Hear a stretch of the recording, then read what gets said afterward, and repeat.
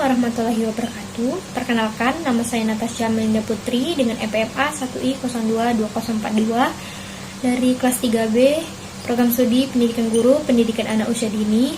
Di sini saya akan mempresentasikan hasil PPT saya yang telah saya buat dengan judul Komunikasi Efektif dalam Pembelajaran PAUD. Dari mata kuliah Komunikasi Efektif dalam Pembelajaran dengan dosen pengampu Ibu Zahratul Qalbi, MPD. Materi apa saja yang akan saya bahas yaitu yang pertama, pengertian komunikasi efektif pada PAUD, yang kedua, tujuan komunikasi efektif pada PAUD, yang ketiga, tipe komunikasi efektif pada PAUD, yang keempat, kendala anak dalam berkomunikasi, yang kelima, strategi komunikasi efektif pada PAUD. Baiklah, langsung saja ke materi yang pertama, yaitu pengertian komunikasi efektif dalam PAUD. Apa itu komunikasi? Komunikasi adalah suatu proses berbagi pesan melalui kegiatan bertukar pesan baik secara verbal maupun non-verbal. Kemudian, apa itu komunikasi efektif? Komunikasi efektif artinya adalah ketika komunikator dan komunikan sama-sama memiliki pengertian yang sama tentang suatu pesan yang disampaikan. Sedangkan komunikasi efektif pada anak PAUD adalah ketika orang tua atau guru memberikan arahan kepada anak dan anak menyampaikan gagasannya dalam suasana yang nyaman dan saling memahami. Selanjutnya adalah tujuan komunikasi efektif dalam PAUD. Tujuan komunikasi efektif dalam pendidikan PAUD adalah 1. Memberikan kemudahan dalam memahami pesan yang disampaikan. Artinya, guru harus menyusun informasi atau berkomunikasi dengan cara yang jelas, sederhana, dan mudah dipahami oleh anak. Yang kedua, untuk dimengerti dan dipahami dengan baik oleh anak. Artinya, guru harus menggunakan bahasa dan penyampaian informasi yang sesuai dengan tingkat pemahaman dan pengalaman anak-anak. Yang ketiga, untuk mengembangkan kemampuan dan keterampilan anak. Yang keempat, untuk mengetahui perasaan anak. Yang kelima, untuk menjalin hubungan dengan anak. Kemudian adalah tipe-tipe komunikasi efektif pada PAUD, yaitu ada 3 tipe. Yang pertama, tipe komunikasi kelompok. Komunikasi kelompok adalah komunikasi yang berlangsung antara beberapa orang dalam suatu kelompok besar maupun kecil.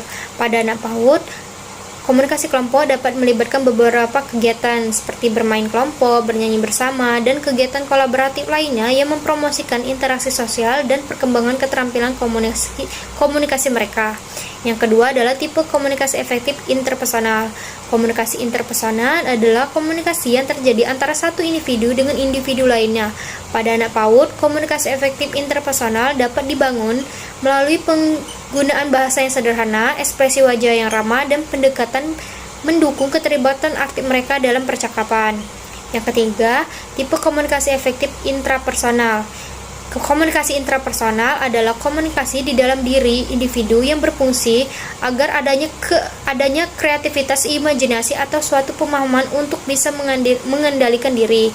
Komunikasi intrapersonal pada anak PAUD melibatkan kemampuan mereka untuk memahami dan mengelola perasaan serta pikiran mereka sendiri. Yang selanjutnya adalah kendala anak dalam berkomunikasi. Yang pertama, kesehatan. Anak yang sehat lebih mudah berkomunikasi daripada anak yang kurang sehat, karena anak yang sehat memiliki inovasi yang kuat. Yang kedua adalah kecerdasan. Anak yang cerdas lebih mudah berkomunikasi daripada anak yang kurang cerdas, karena anak yang cerdas memiliki rasa percaya diri yang besar. Yang ketiga adalah keadaan sosial ekonomi.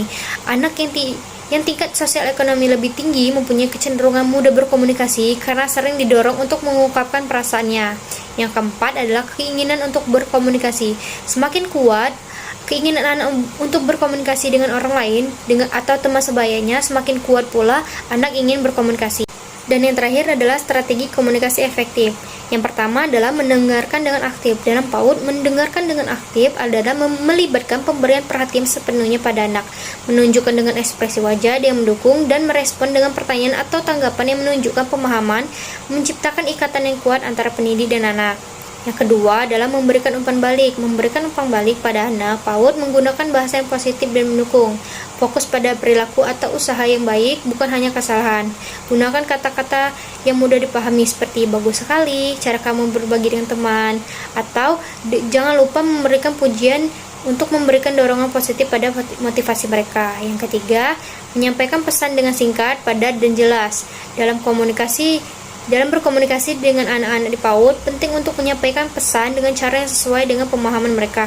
Gunakan kalimat yang singkat dan sederhana untuk memastikan kejelasan, sertakan elemen visual seperti gambar atau bentuk konkret untuk mendukung pengertian. Baiklah, kesimpulannya adalah komunikasi efektif melibatkan pertukaran informasi yang jelas dan dimengerti oleh semua pihak. Pada anak PAUD, komunikasi efektif adalah yang menggunakan bahasa sederhana dan mudah dipahami oleh anak. Komunikasi efektif memiliki tiga tipe, yaitu tipe kelompok, interpersonal, dan intrapersonal. Dalam komunikasi efektif, pada anak PAUD memiliki kendala, tetapi kendala tersebut dapat diatasi dengan strategi yang tepat. Cukup sekian video presentasi hasil PPT dari saya. Saya ucapkan terima kasih. Wassalamualaikum warahmatullahi wabarakatuh.